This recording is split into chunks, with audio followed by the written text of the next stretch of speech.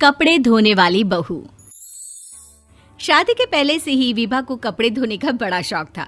कभी नल के नीचे तो कभी तालाब के पास। अरे मेरी नीली वाली लुंगी नहीं दिख रही है। विभा की अम्मा, कहाँ रखी है लुंगी? अरे वो तो विभा ने परसों ही धोकर रखी थी आपकी अलमारी में। देखो। देखता हूँ मैं कोई लड़का। वो दिन भी आ जाता है जब विभा को देखने लड़के वाले आ जाते हैं। लड़की मुझे अच्छी लगी। होने वाली सास कहती है, बेटी अगर कुछ पूछना है तो पूछ लो। वैसे तो हमारी लड़की बहुत ही शर्मीली है, जो बोल दो वो मान लेती है, इसे क्या पूछना होगा। अरे कैसी बात कर रही हो माँ, मुझे इन लोगों के घर रहना है, सवाल तो कई है।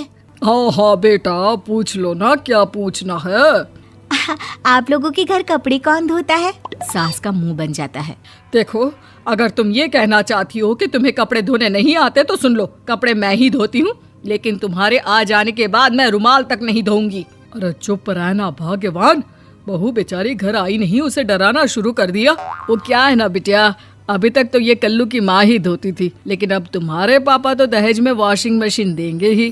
तभी विभा की माँ बोल पड़ती है, सवाल भी पूछा तो क्या। वैसे भाई साहब, मशीन की तो फिर भी कपड़े धोने की कैपेसिटी होती है। मतलब जो बिटिया दे रहे हैं ना विभा, इसे कपड़े धोने का बहुत शौक है। ये आप लोगों के क्या, आस पड़ोस गांव मोहल्ले सबके कपड़े धो दे और उफ तक ना करे। बाहर देखा नहीं आपने कितने कपड़े सूख रहे हैं? सब हमारी बिटिया ने ही तो धोए हैं। बस भी करो ना माँ, शर्म आ रही इतनी तारीफ सुनकर।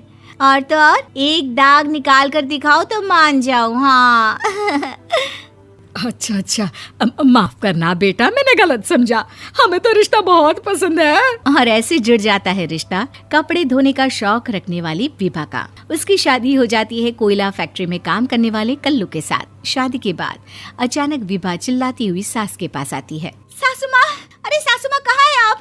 ये तो धोखा है, धोखा दिया आप लोगों ने मुझे। इसे ससुर के चक्कर के बारे में पता चल गया। अरे तो उसमें तुझे क्यों धोखा मिला है? अरे नल में पानी नहीं आता, कपड़े कैसे कब धुलेंगे? अच्छा तू पानी नहीं आ रहा उसकी बात कर रही है। तो आपने क्या सोचा? कुछ नहीं। अच्छा तेरी माँ ने कहा था कि कपड़े धोने का शौक है तुझे, याद आया मुझे। शौक बोलकर कपड़े धोने वाले मेरे जुनून को कम ना आके सासू माँ, कपड़ा धोना मेरा गुरूर है। तभी पति भी वहाँ आ जाता है। अभी मैंने इसे सनी देओल की फिल्म दिखाई है, उसी के डायलॉग मार रही है माँ। अच्छा सुन, साफ साफ बता रही हूँ, पानी सुबह 4 से 6 और शाम को 10 से 12 आता है, समझी? विभा टाइमिंग सुनकर हैरान हो जाती है। ये क्या भूतों का मोहल्ला है? सुबह 4 बजे उठकर कौन कपड़े धोता है? 4 बजे टंकी में पानी जाता है, फिर सारा दिन धोना ना, किसने मना किया? अरे कैसी बात कर रही हैं? 200 लीटर की टंकी में कितने कपड़े धो लूंगी मैं, सुबह ही उठ जाऊंगी मैं। अब क्या था, विभा सुबह 4 से लेकर रात के 12 बजे तक कपड़े ही धोती रहती। एक रोज सास पड़ोस से निकलकर कहीं जा रही होती है कि साथ वाली कहती है, हाँ कल्लू की माँ, जरा ये बताओ कि 2 साड़ी है, 2 ब्लाउज और एक पेटीकोट और एक नाड़े वाला लंबा कच्छा। हाँ तो? अरे तो क्या, कितना लोगी धुलाई ये बताओ। धोबन दिख रहे हैं हम क्या?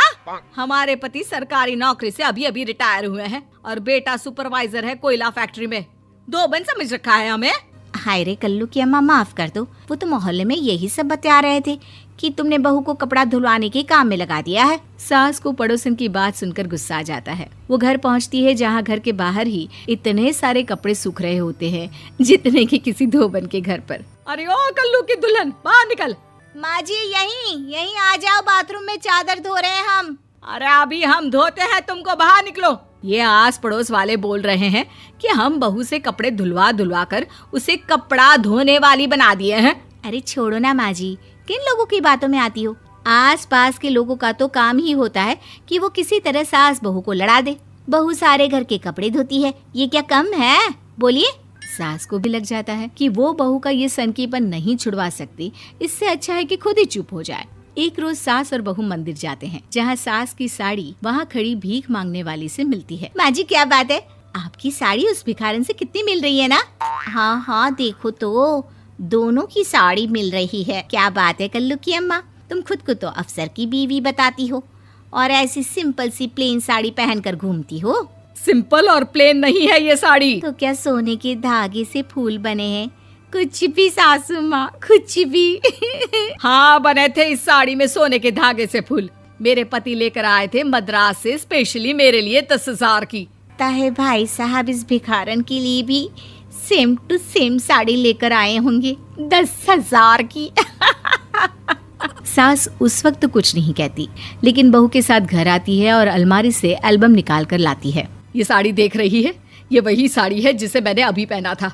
इस साड़ी में ये जो चमकदार फूल दिख रहे हैं ना, ये सोने के धागों से काढ़े गए हैं। लेकिन तू लोकल वॉशिंग मशीन ब्रश से घिस घिस कर सारे फूलों को निकाल कर साड़ी प्लेन कर दी। मुझे माफ कर दीजिए सासू माँ। और तो और, जब मैंने तुझे तेरी गलती के लिए कुछ नहीं कहा, लेकिन तूने तो सबके सामने मेरा मजाक ही बना दिया। क्यों? बहू को समझ में आ जाता है कि अब से उसका कपड़े धोना बंद।